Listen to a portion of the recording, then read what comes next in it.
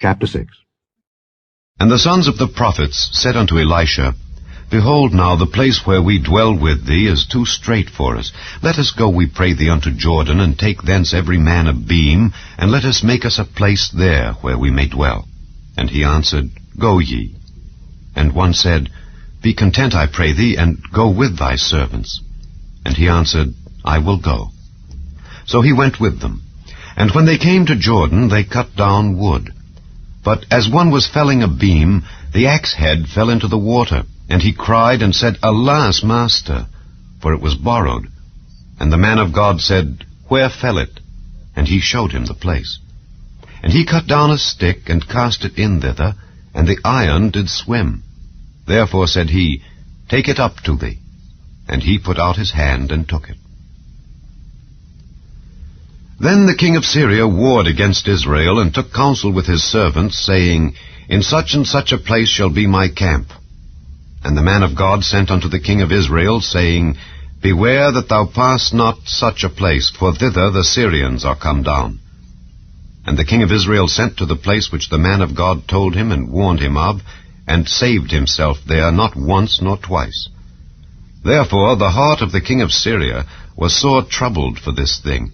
And he called his servants, and said unto them, Will ye not show me which of us is for the king of Israel? And one of his servants said, None, my lord, O king. But Elisha, the prophet that is in Israel, telleth the king of Israel the words that thou speakest in thy bedchamber. And he said, Go and spy where he is, that I may send and fetch him. And it was told him, saying, Behold, he is in Dothan. Therefore sent he thither horses and chariots and a great host, and they came by night and compassed the city about. And when the servant of the man of God was risen early and gone forth, behold, an host compassed the city, both with horses and chariots. And his servant said unto him, Alas, my master, how shall we do? And he answered, Fear not, for they that be with us are more than they that be with them. And Elisha prayed and said, Lord, I pray thee, open his eyes that he may see. And the Lord opened the eyes of the young man, and he saw, and behold, the mountain was full of horses and chariots of fire round about Elisha. And when they came down to him, Elisha prayed unto the Lord, and said, Smite this people, I pray thee, with blindness. And he smote them with blindness, according to the word of Elisha. And Elisha said unto them, This is not the way, neither is this the city. Follow me, and I will bring you to the man whom ye seek.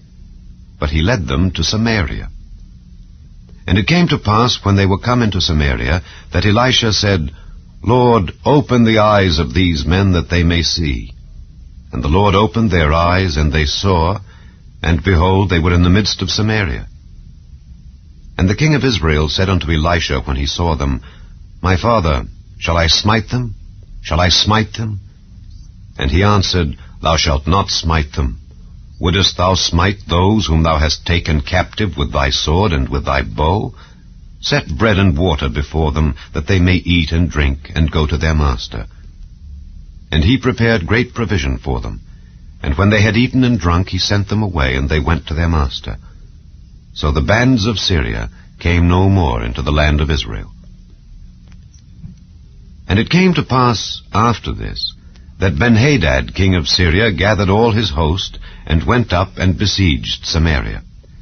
And there was a great famine in Samaria, and behold, they besieged it, until an ass's head was sold for 80 pieces of silver, and the 4th part of a cab of dove's dung for 5 pieces of silver.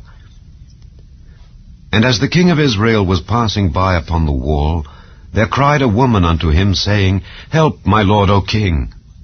And he said, If the Lord do not help thee, whence shall I help thee? Out of the barn floor, or out of the winepress? And the king said unto her, What aileth thee? And she answered, This woman said unto me, Give thy son, that we may eat him today, and we will eat my son tomorrow.